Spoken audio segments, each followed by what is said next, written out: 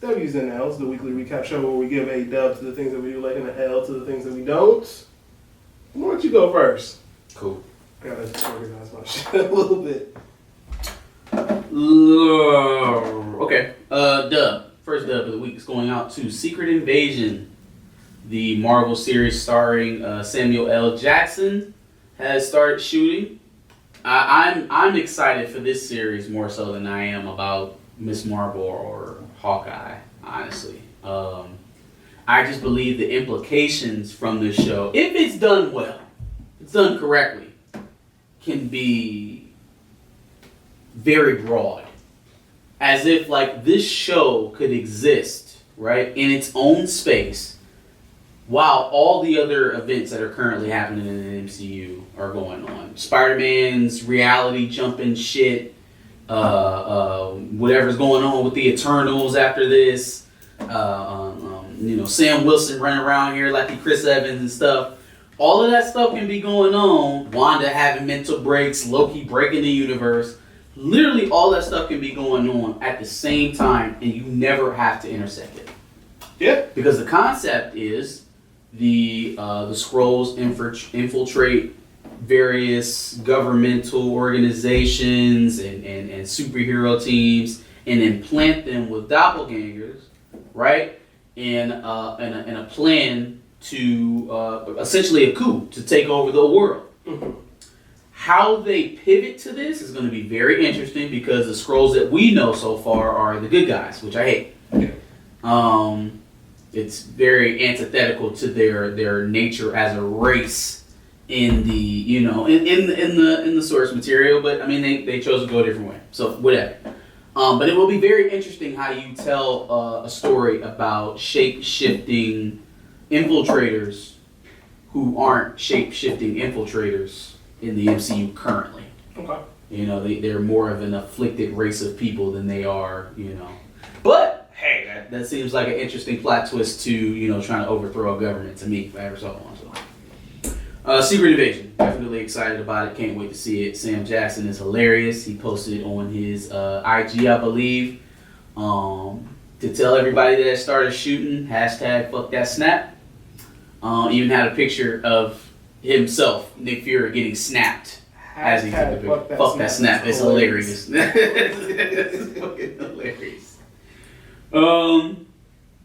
Not necessarily a dub or an L, but I did want to, since we made the video about it, I did want to bring up the fact that the Hollywood Reporter report that we talked about last week with Letitia Wright, allegedly espousing her anti-vax views on the set of Black Panther 2 has been debunked largely. Okay. She has said in her own statements, and I think other outlets have come out and said that it was a non-story. I will give her the benefit of the doubt and say that was the case. I mean, I can definitely see some Karen at Disney being mad at Letitia Wright for, various reasons and trying to plant some shit. So I won't put it above them. What I will say, though, is that if there's any company who could turn public perception by not only leveraging their own foothold in the journalism and media market, but also maybe promising some access to some certain projects in the future for letting this story go, it would be Disney. Yeah. It would be Disney. Now, I'm not accusing that. I'm just saying makes sense. It's a possibility, and it's definitely aligned with what Disney got going on. I would be chomping at the bits for future Disney info if all I had to do was leak this information. Hey, so listen. All I'm saying is that Letitia Wright has new breath. And from this point on, if I am to believe that this was a fake story or it was an overblown story, then this is her fresh start. So if I hear any more anti-bid stances, you on your own, sister. I can't protect you. We warned you. We told you what it was going to be. Don't Gina Carano yourself. Yeah, for sure. You got a new life. Yes. Leave it alone. We'll see. On to my L's. Let's stick in the comic book universe for a minute.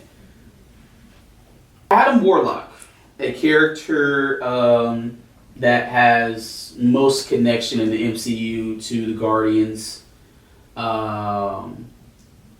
is going to be showing up in Guardians of the Galaxy 4. Mm-hmm. And they just actually announced who is actually going to play Adam Warlock in the film. It is going to be Will Poulter. From I know him from We're the Millers. I know him from We're the Millers. I know him from Maze Runner. I know him from Black Mirror. I know him from he's been in quite a few films. I'm missing one. Detroit. He's been in quite a few films. Decent actor.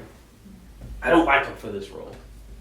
I've heard a lot of people criticizing this movie. I don't like him for this role. It's going to sound very petty. Okay. He has a goofy face.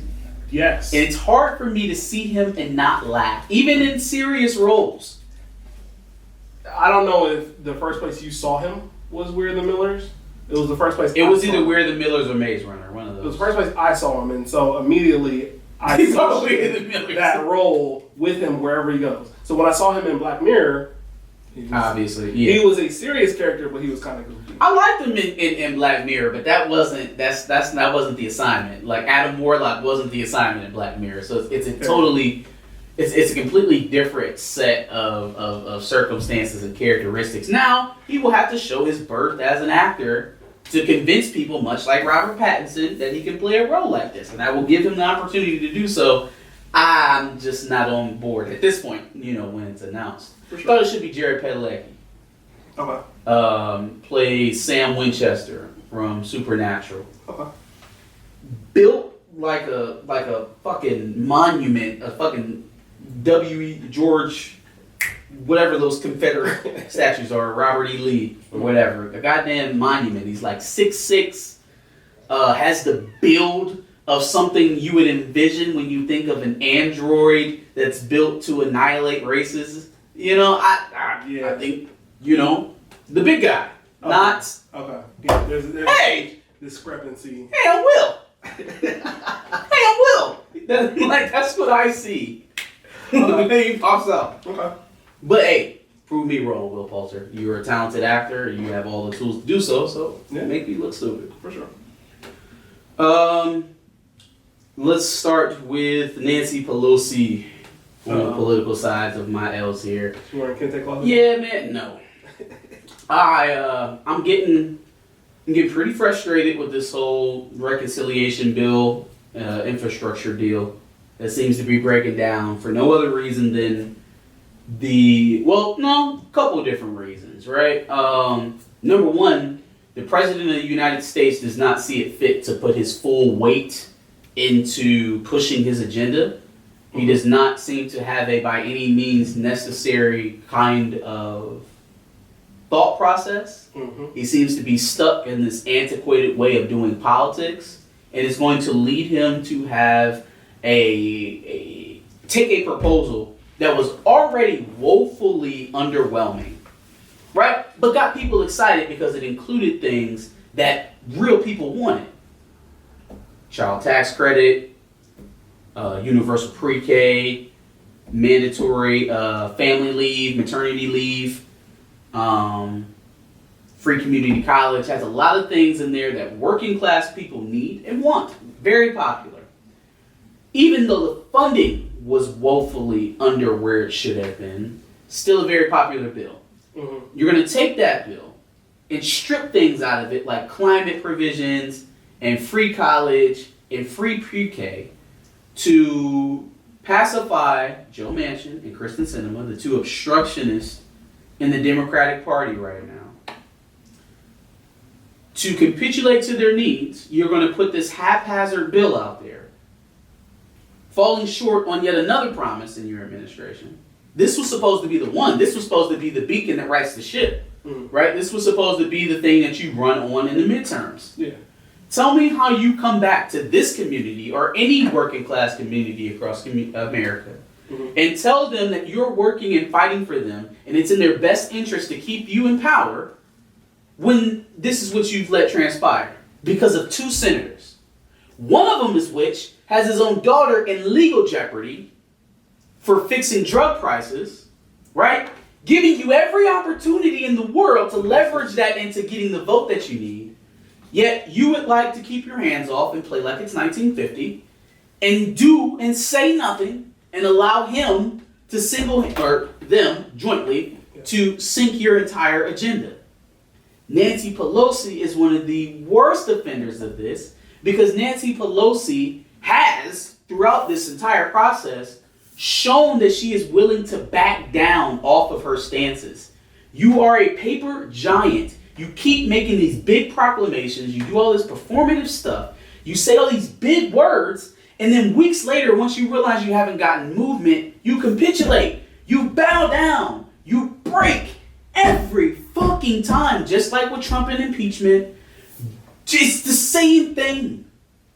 I am so tired of hearing these people talk and talk and talk and talk until they eventually bend over and get fucked like the rest of us. Okay. Pause. We actually just had a recent comment on our last W's and L's video where a guy said, I'm somewhat young, 32, and I've switched from blue to red. The Dems have failed us again and again. That's not the way. That's silly. You know why that's silly? Because if you realize the Dems have failed you, you realize they failed you because all of the motherfuckers do the same thing. They all operate the same way. You don't think that Republicans have corporate donors that don't have your best interest at heart? So your answer to going to the people who performatively support your issues every 4 years when it's time to get your vote is to go to the people who performatively don't support your issues every 4 years when it's time for them to get votes. That's your answer? What are Republicans putting forth at this point that is so much better than what's going on with Democrats? If you're afflicted with politics in general, I get you. I understand you. I'm here. Let's discuss. If you're coming to me with this Blexic bullshit, let's all be black conservatives and things will be better, take that coon shit on up the road because I don't have no time for you. I don't have no time for that bullshit. Because you just want to do the same song and dance with different masters. You want to do the same jig for a different white audience. I'm not here for it. Yep. I don't want to hear that. Are there conservative thinkers that we can have productive conversation with to try to come to a consensus? Sure. Yeah. Don't tell me to go vote for fucking Trump in 2024. True that. Have you been paying attention to this Katie Couric situation with Ruth Bader Ginsburg? No. So Katie Couric has a new book out where she describes holding back a story or a quote from Ruth Bader Ginsburg before she passed, where she was talking about the Kaepernick situation. Ruth Bader Ginsburg, RBG, had some very interesting things to say about Kaepernick and him kneeling. I'm afraid of how this is going to go. You should be. Okay. Miss Bader Ginsburg took it upon herself to say that Kaepernick was disrespecting the legacy, and this is a roundabout, right? I don't have the exact quote, but was disrespecting the legacy of his grandparents because they fought to be in this country. And so Kaepernick kneeling was disrespectful to the legacy that they fought to have for him in this country. It's disrespectful to take a knee for the flag because our ancestors died for us to have this flag. Sounding like every fucking NFL fan in this country who didn't want to see Colin Kaepernick kneeling. So many thoughts immediately came to my head. I'm not going to address all of them because we've made a lot of these points before in addressing the whole Kaepernick situation. I'm interested because Ruth Bader Ginsburg at some level is kind of a face somewhat for feminism. Mm-hmm. And so how that plays as feminism versus addressing black issues. Oh, I don't think there is more clear of an example than that shit right there. Ruth Bader Ginsburg, your beacon of liberal godness. She is above reproach. Hell, it's what led Katie Couric to not do her journalistic duty and report that shit when she heard it in the fucking first place. Oh, you thought you was gonna get out of here, Katie. I didn't forget about you. I didn't forget about you holding information to protect the legacy and then dropping it in a book for book sales.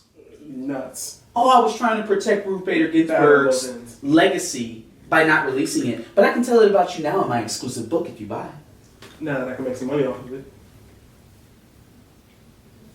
Yeah, it's nasty all around. So, yeah, man, again, it is an example of how feminism and black liberation usually seem to do this.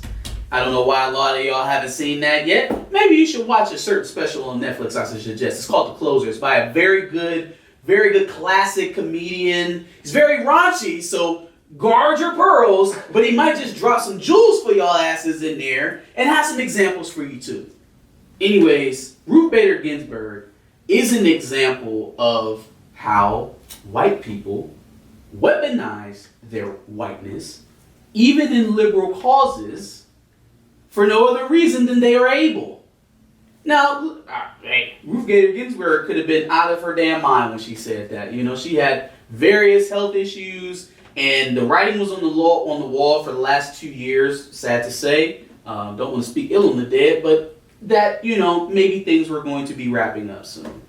All right, so I have no idea what kind of state she was in. I'm just telling you it doesn't matter. Number one, you have to report that if you're Katie Couric. If you're willing to tell it to us now and not take it to your fucking grave, then it wasn't that important for you to protect her legacy. Also, a person who holds an opinion sitting on the Supreme Court bench that is antithetical to the First Amendment should be said, regardless of who it's about. Regardless. Yeah. Those are my thoughts on that. I just thought it was a very interesting story. It's gross that whiteness in any community is going to trump any sort of black. Even to some black people. Like it's funny because you think, you know, we segment ourselves, right? Tribalism is a big thing in America. We put ourselves into these boxes. I'm Republican, I'm conservative, I'm progressive, I'm libertarian. You know, I'm pro-worker or I'm pro-capitalism, whatever it is, and it kind of blurs lines a bit. It will lead you to draw yourself closer to probably your social makeup more so than your actual makeup, right? Your class, your race, you know, the things that make you you. It's more about political stances and opinions on social issues than it is, you know, you. Mm-hmm. I'll start with the dubs. So, a lot of what I'm going to talk about today has to do with female musicians and rappers. Okay. So I'm going to go ahead and give a couple dubs out to a couple of female musicians that I kind of like a little bit. Doja Cat is the first dub. I said a kinda, a little bit. Whoa. I said kinda, a little bit. More so the second. Niggas are Doja Cat fans. I definitely didn't say I was a fan. Wow. But I like some of her music. I'm not going front. You. I definitely like some of her music. You don't like Juicy Breath? No. You don't like, damn, what was the other one? Best Friend? Was wild. Doja Cat actually surpassed Drake in monthly Spotify listeners. Which, if you're into the whole numbers thing... I was getting ready to say, this is a perfect example why none of these... So now somebody tell me Doja Cat's better than Drake. Thank you. Somebody tell me Doja Cat's better than Drake. Thank you. So these numbers and these streams don't mean shit. They don't mean a fucking thing. Yeah. Most of these niggas running fucking computers to boost them bitches up. Anyways! Yeah. I think Doja Cat wasn't the only person, but she was like the number one. I think Taylor Swift might have been the second person. Gross.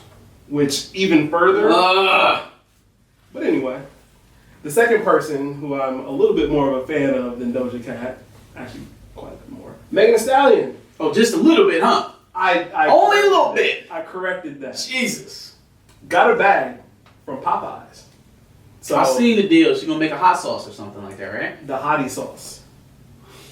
Okay. Which, look, I'm just here for the fact that she has a bag, but it kind of caused a little bit of a stir on Twitter because some idiot, I don't know what his name is or anything like that, I'm not going to give him any props or anything like that anyway, decided to say, oh, all these black women, rappers and celebrities are out here pushing fast food on black people, and it's like, fam, Travis Scott meal, the Nelly meal, the corn. You tried to blame it on black women. Because Sweetie and Megan. Oh, that's nuts. I believe that in combination of maybe not a lack of literacy, but a lack of depth in people's understanding of literary tools has really, really taken a hold on our community collectively. 1000%. People don't understand irony. They don't understand satire. Yeah. At all. Those two literary tools alone have fallen death on our generation for sure. Niggas literally do not understand it. Yeah. Make an ironic joke on Twitter right now and see how niggas destroy you. Do any type of satire on Twitter right now and see your ratio. That's a fact. That is a fact. See your ratio. Niggas do not comprehend it. They don't understand it. What do people do to things that they don't comprehend or understand? They get mad at it. They get mad at it. So like that is fucking terrible. Yes. Because not only is it not your ability to understand, I guess it's taking away your ability to see. For us to have even gotten to Sweetie or Meg Thee Stallion, how many niggas did we have to go through? How many? And even before that, obviously it's in Popeyes and whoever else's marketing plan to put Popeyes, McDonald's, all these places in inner city areas for them to even think maybe we should also market to them. It's the black woman's fault. Kevin Samuels told me so. Has to be. Never mind Travis Scott, Nelly, Shaq with Papa John's. Never mind any of that. Rick Ross with Wingstop. Never mind all that. I guess it doesn't count. I don't know what to say. I guess it don't count. Kind of nuts. But anyway, dub to Megan Thee Stallion for getting another bag. Mm-hmm. She also, and this leads into my L, she was also accused of having ghostwriters from Kodak Black. So what? By Kodak Black? Or that Kodak Black is her ghostwriter? No, Kodak Black alleged that Megan Thee Stallion had ghostwriters. Which, L to him for that. But also L because there's a video that came out this week of him dancing with his mother, which normally... What, to Meg? No. Innocent, normally. But he was like taking it way too far and started like touching his mom inappropriately and like kind of groping her. Fam, I don't know why he thought that was okay. Yeah, I'm gonna set that one in the box and come back to it later. I like to talk about the ghostwriting thing. Bruh, fam, I wish somebody ghostwrote your lyrics. Kodak's? I wish you had a ghostwriter. Yeah, I'm trying to think of anything that he's ever said that made me go, ooh! Lyrical. Yeah. Ugh! Nah. Nah. That shit was hard. Hey, yo, run that back. That shit was never. Even the songs that I like from Kodak, I'm not listening to it because what you put on paper was immaculate. 1,000%. 1,000%. Like, fam, and then, okay, so you know Meg Thee Stallion got ghostwriters, right? Because you plugged into the industry. You probably heard some shit. Who else? Who else, nigga? Don't stop at Meg Thee Stallion. Who else got ghostwriters?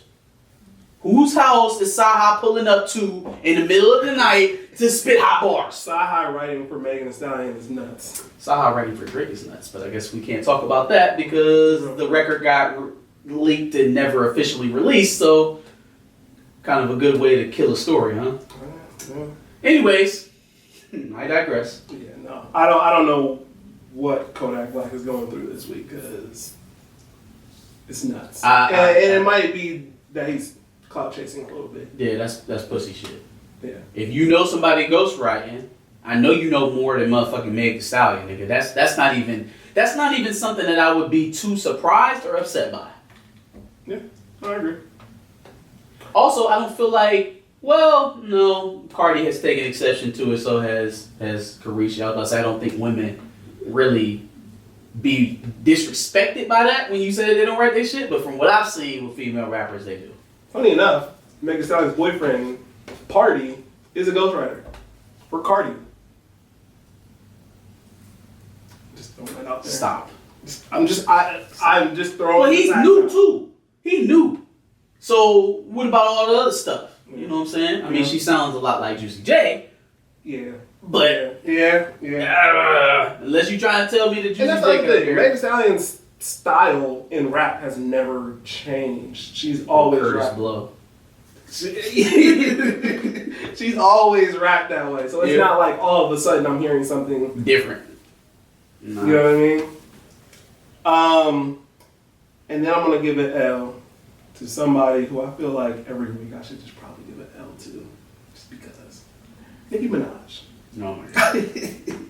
Nicki Minaj called female rappers out because she says that they can't take criticism. Specifically, she says when it comes to a female rapper's album coming out and they don't sell as much as they think they're supposed to, they always come out and they're always so sensitive about the criticisms that they receive. Right. Nicki, I'm not even going to address the whole issue with Queen and how that didn't sell what it was supposed to and how that was effectively a dud. I'm not going to address that. When did that drop? When did Queen drop? 2000, I want to say 18, but... Okay, I was just making sure there wasn't a new Nicki Minaj album that came out that I didn't know about. No, it was her last album, which was a while ago, I'll say that. I'm not going to address that dud.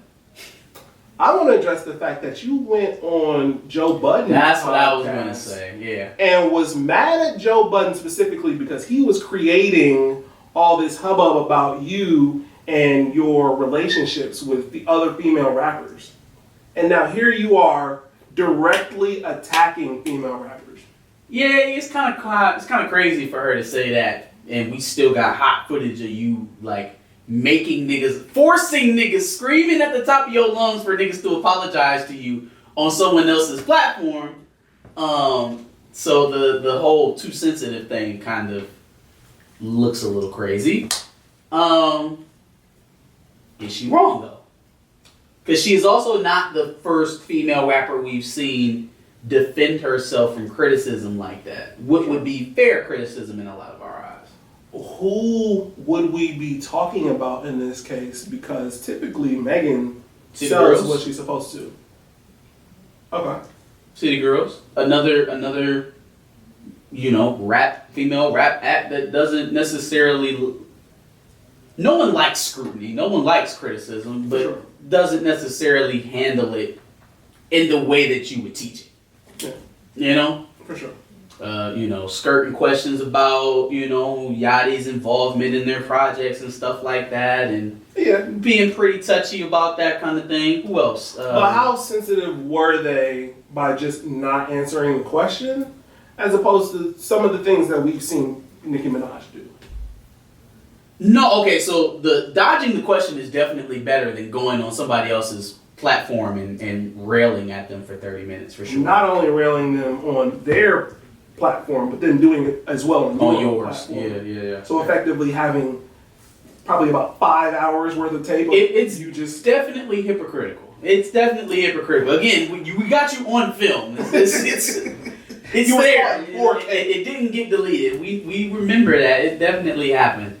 But I mean, she's also not wrong. Maybe she just should have included herself in that and didn't. Self-awareness is very important.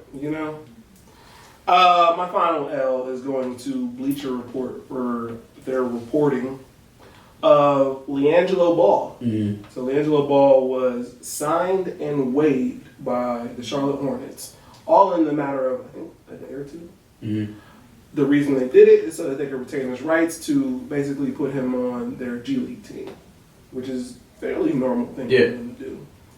Bleacher Report decided to split that up and report on those in 2 different days and say LiAngelo Ball was signed by the New Orleans, or not New Orleans. Are they New Orleans? No, Charlotte. The Charlotte Hornets. They decided to say LiAngelo Ball was signed by the Charlotte Hornets. Left it at that. And then came back. A day or two later, he's waived. LiAngelo is waived from the Charlotte Hornets. If that isn't the most irresponsible reporting on something, now granted it's not that big of a deal in this case, but that sets a bad precedent for irresponsible reporting. Journalism is starting to become much more like acting than it is journalism. It's less about writing the content and telling the story and more so about forming the narrative. Having a pretty face that can lead people into the stories that are going to drive them to tune back in for weeks and weeks and weeks on end. I can't see it any more evidently than in sports reporting, because I can't tell you how many times I see guys on these major networks or see articles from, like a US Today or a Washington Post or ESPN, and it's sports related, and these guys just don't know what the fuck they're talking about. Yeah. Like, not even a little bit. A lot of reporters like that. Like, they say things, and it's like, wait a minute, hold on, that didn't happen. They be like, wait, what the fuck are you talking about? That guy got 200 yards. What the fuck are you talking about? They didn't run well. And it's like, it goes unnoticed, because when you have these 4 or 5 hour long time blocks where you're doing nothing but sports highlights and stuff like that and commentary on different situations, you can get buried. Where y'all going? Where y'all going? You a legend, bro. Thanks for watching another Back of the Bus Squad episode. Make sure you like, comment, subscribe. Want to check out another episode related to this, go ahead and click that video to the left. And if you want to catch up on some of our other episodes, make sure you click the playlist below.